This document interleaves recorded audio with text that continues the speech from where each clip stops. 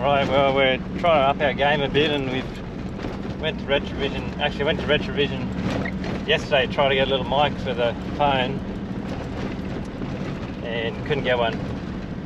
You can get a little clip-in, you know, mic that'll go in the phone jack, but little dead cat. Anyway, which would be ideal because the phone's great for recording, just the sound's not the best, and wind and stuff.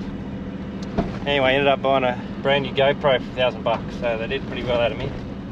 Yeah, we're trying to up our game a little bit. This is the latest GoPro, and it's got, the new GoPro's got a very small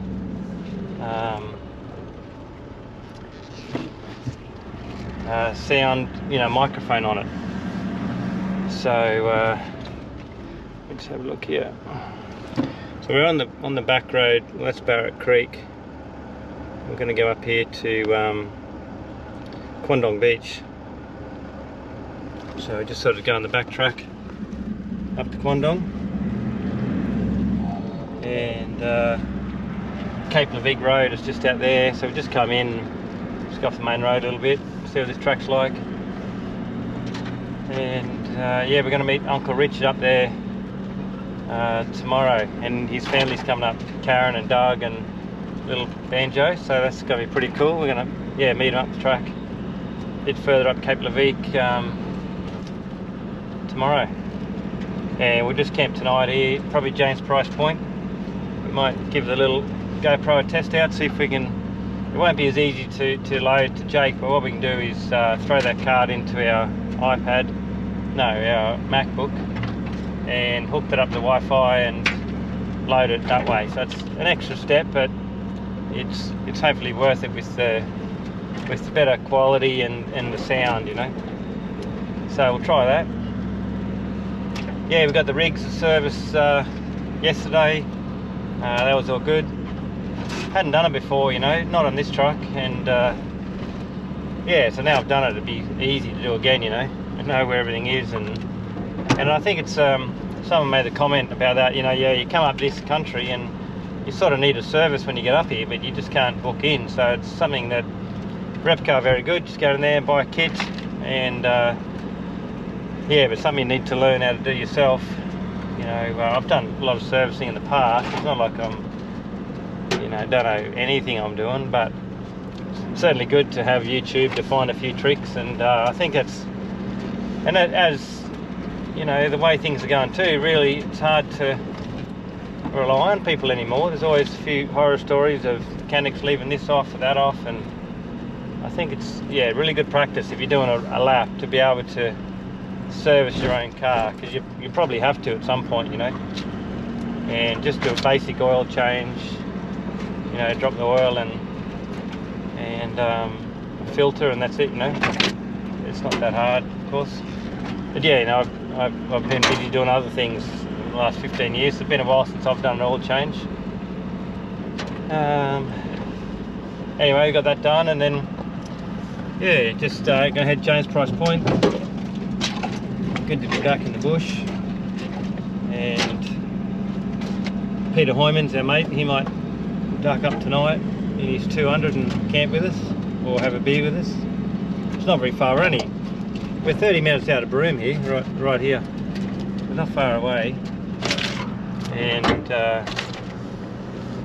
yeah, thought we'll go this way. I used to come up here a lot in the old 47, Quandong and James Price, and you know, just that was our basic camp, you know, up here. And I used to do that a lot. And Barrett Creek.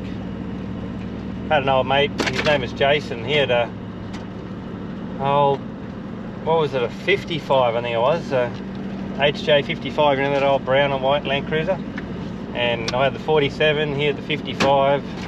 I used to come up these tracks, and you know, we had one bike hand pump between us, and yeah, it was good days back then.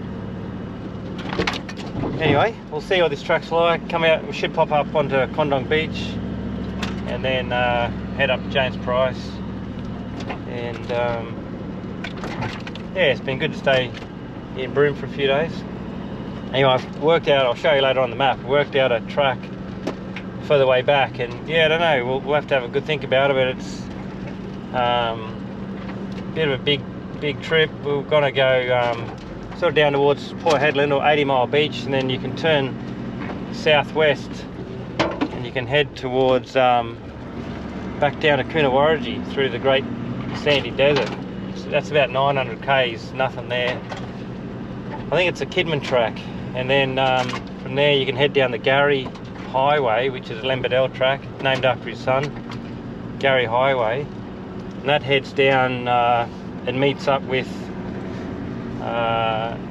sort of on the eastern side of Laverton, meets up with the Ann Bedell Highway, which was that Len Bedell's wife or daughter? Wife. Yeah, and then the Ann Bedell. So Gary track's, you know, it's a pretty isolated track. I mean, and then from there the Ann Bedell heads straight across to Cooper Pedy. And there's really nothing between Laverton and Cooper Pedy, which is a long way. So, and this trip would be solo, you know. Richard's got to get home. He'll be heading down to Tanami, Alice, and straight home. Kiwi boys, of course, are gone. So this would be, you know, it's almost equivalent of the Canning, really, but we'd be doing it solo. So that's going to be, you know, a bit of a challenge for us, I suppose. But that's sort of what I'm thinking, you know. There's been a bit of rain come through as well, and you know, Perth had 100 mils the other day. I'm just not sure how far up it went. If we got any rain out on the Ann Bedell, I'll have to find out, because we don't want to be out there on our own and it's wet, you know. But otherwise it'd be, you know, pretty good challenge, that track. And yeah, I don't know much about the Ann Bedell, don't know anything about, well, I don't know anything about the Ann Bedell. I don't know much about the Gary or anything at all, and I don't know much about the Kidman track, so I really don't know anything about any of those tracks. And it sort of covers about, I don't know, I reckon 2,500–3,000 kilometres, and really there's two roadhouses in between. One's Coonawarra and the other one's, I can't pronounce it, I have to have a look at the map, but there's pretty much nothing in between. Yeah, Hedland and Cooper Pedy, but a couple of little roadhouses. So that's sort of what I'm feeling. We might do that. What do you think, Darren? Are you keen? Yeah. You want to do it, yeah? If you want to do it, I'll do it. If you really want to do that, I sort of need someone to blame, you know, if something goes wrong. You know what I mean? Well, I remember this track actually. So let's just poke up on top of this sand hill and see what we see.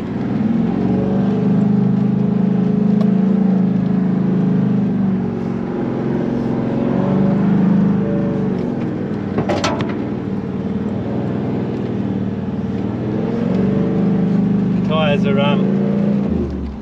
30 on the back, 25 on the front, so not quite what you want for sand driving, but not too bad. Much more of this, we'll let them down a little bit more. But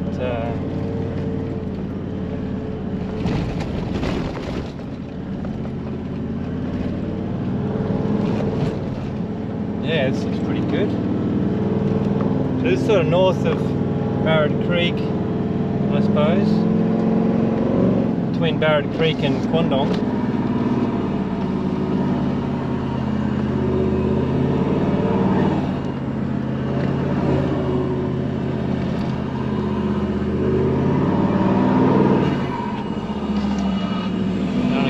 Here. Oh, look at that.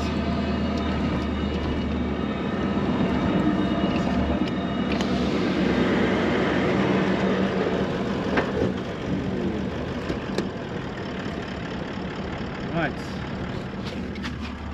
Let's go and have a look.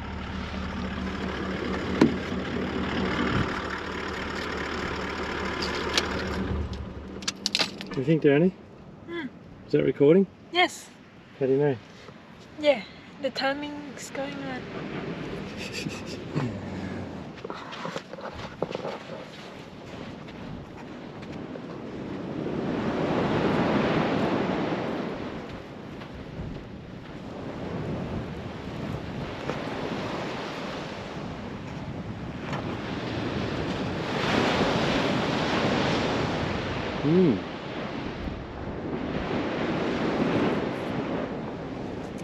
Well, it's pretty good.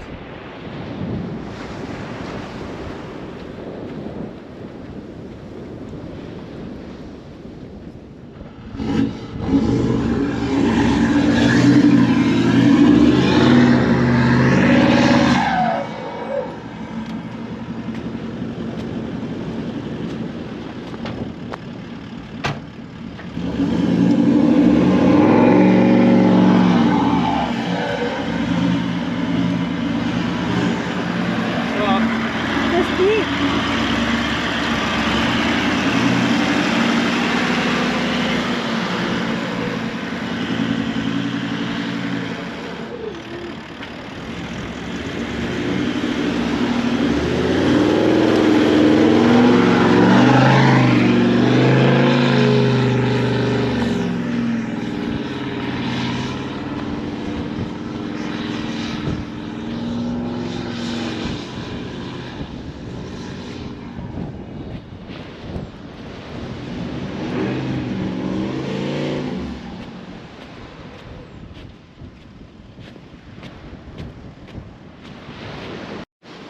What happened? Oh, it's just bogged. Yeah, it seems it's really soft and deep, and tyres, got to let them down a bit more. We're on 20 on the back, 18 on the front, but yeah. Well, anyway, we're gonna have lunch right here, and then I'll let tyres down a bit more. It's a big tide today, but I don't think the tide's coming up as far as here. I think the tide's coming about here. So yeah, anyway.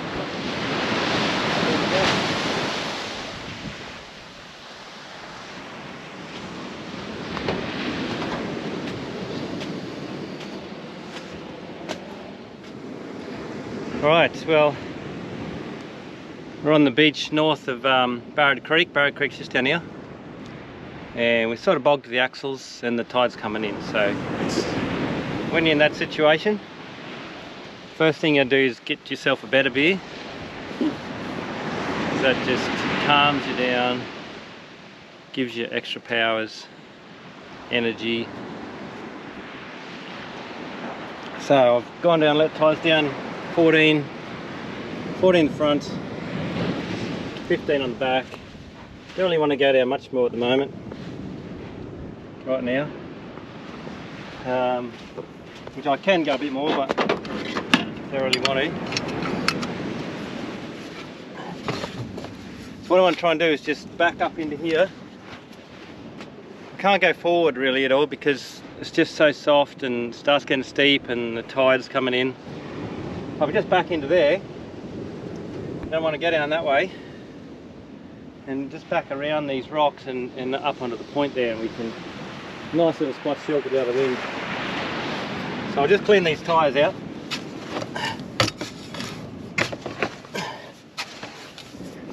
Yeah, soft it is, eh?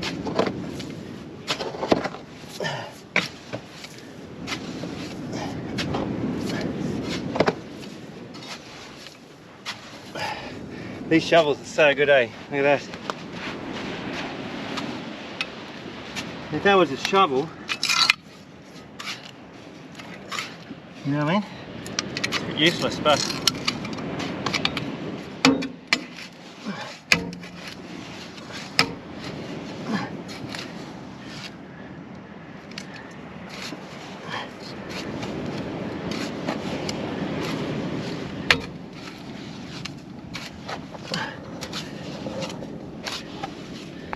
just give them a little clear.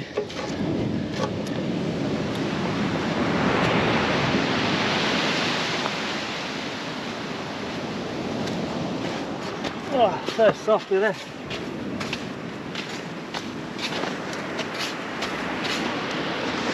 It's like a foot of soft sand, you know.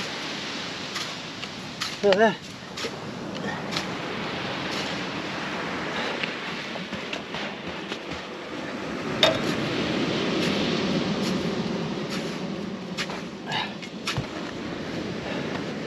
I don't want to have to ring up Uncle Richard. Or Peter?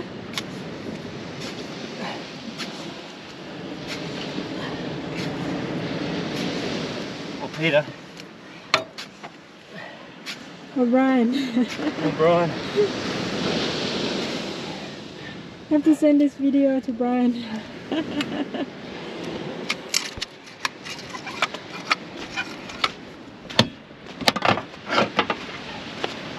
Right, try and back into here.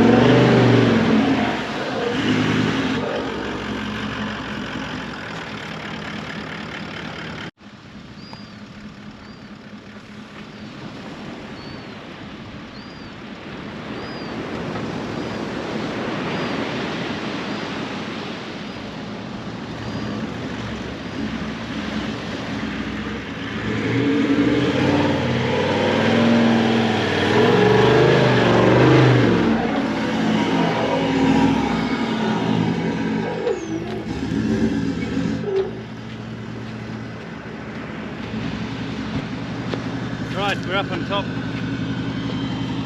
So that combination 15, 14 seems to be okay. Could go down a bit more, but for the moment that's alright. Try and duck around up the top. And we might make camp here, you know. Alright.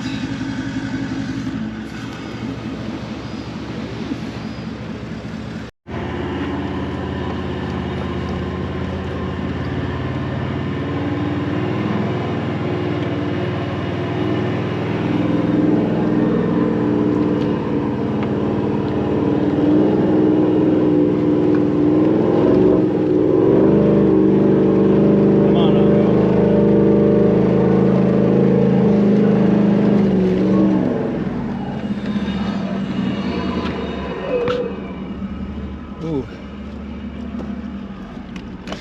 You don't want to get in there.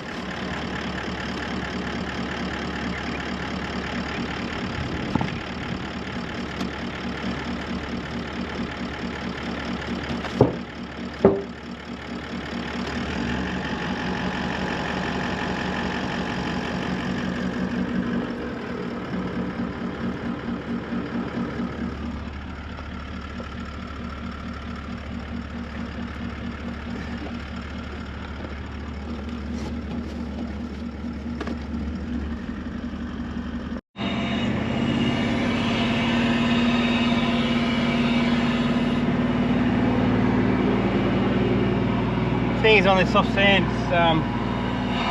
you've really got to pick your spot to change from forward to back, you know.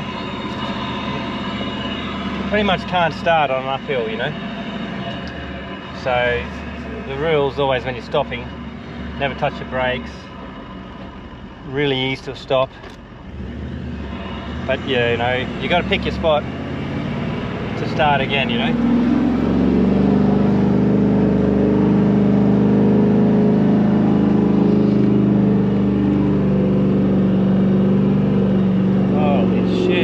So soft.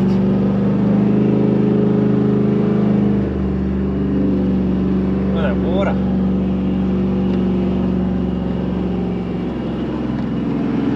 So we can camp in here.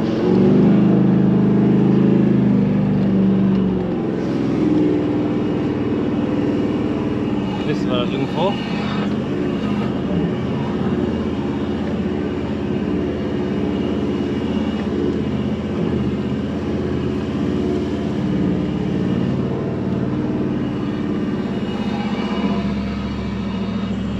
Oh, look at that. Look at that.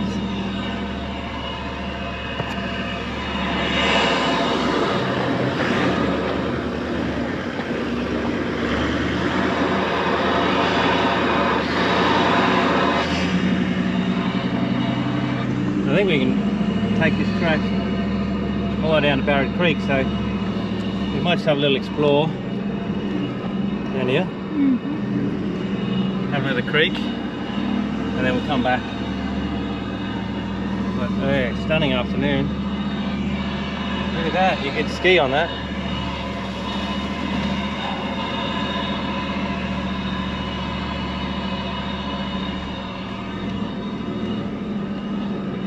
There's the track here.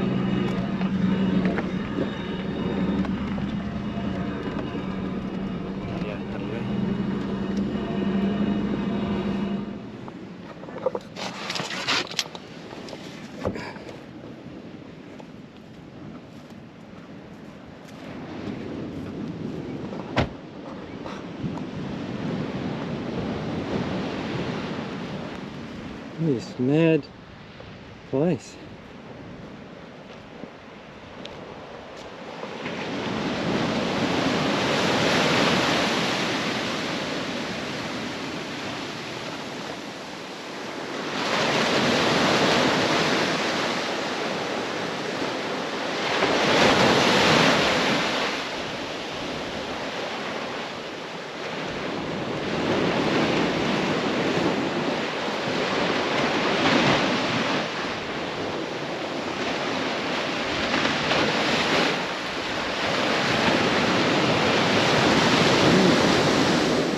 We might keep driving just up to the point, have a look there, and come back look for a camp, eh?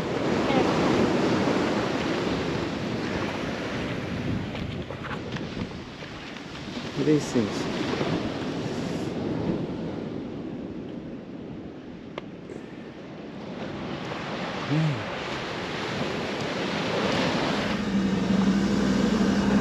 Alright, we're now driving on tidal mud flats. What Peter Hoyman said don't do, didn't he?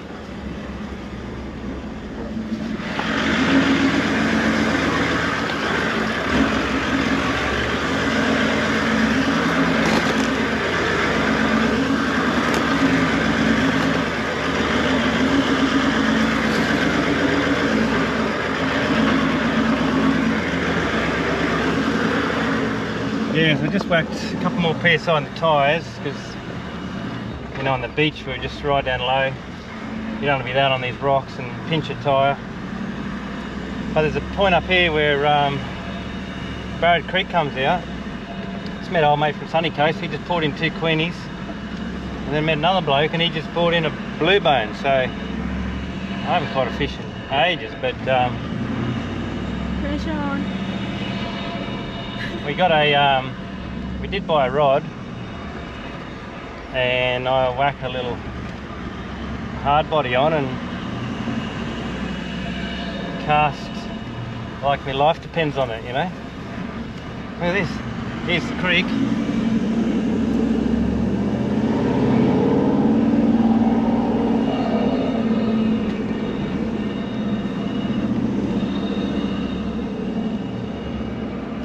How about here?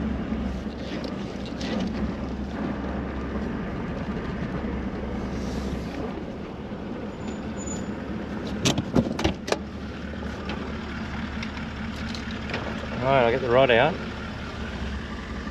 I'll race down there. See what we can do, eh?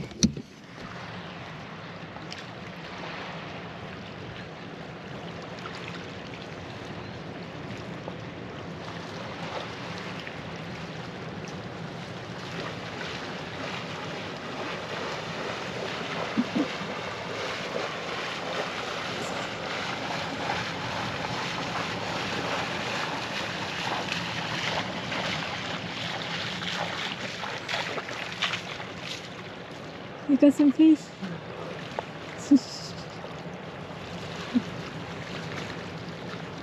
Nice. Right, now you can see the fish. You better catch them.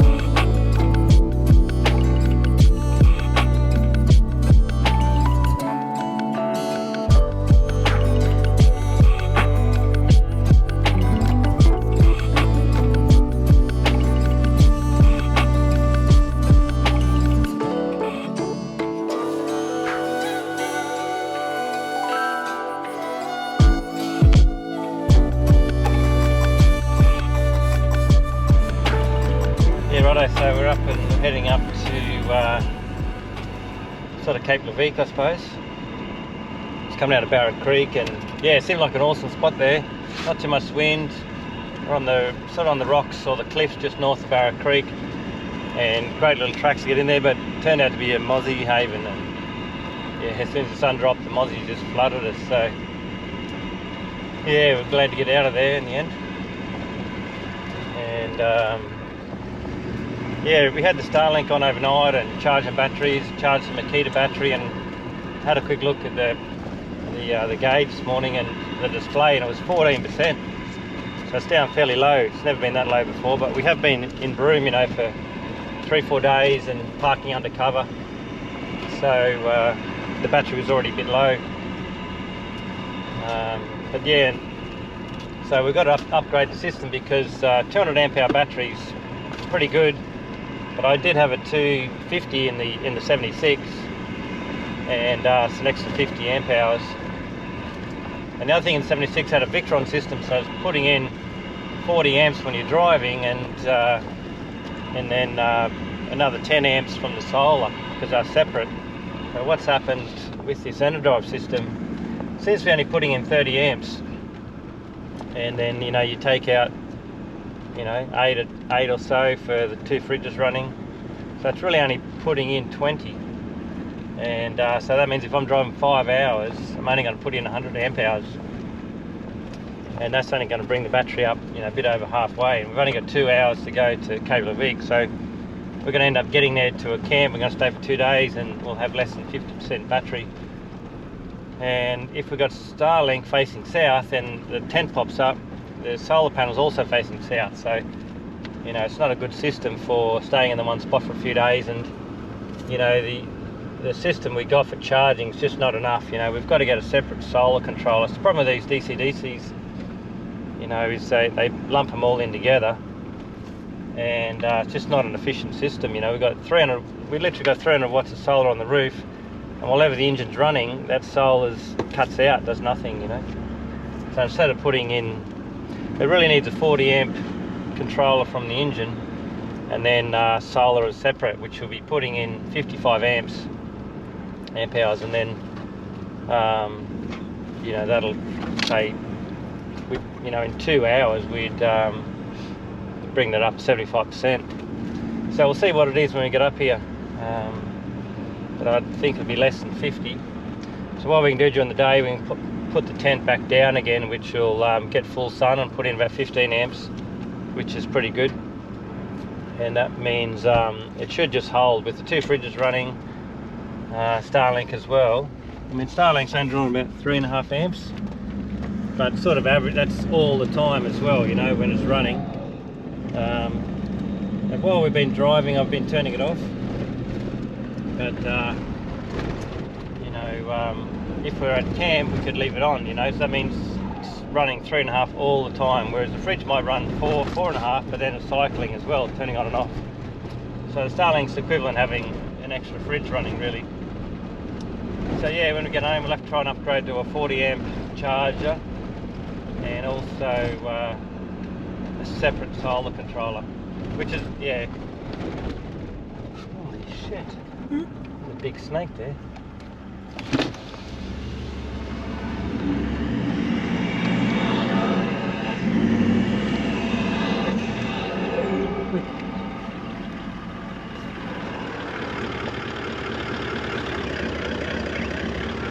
What is that? It's like a... Hopefully it's a python. Not a...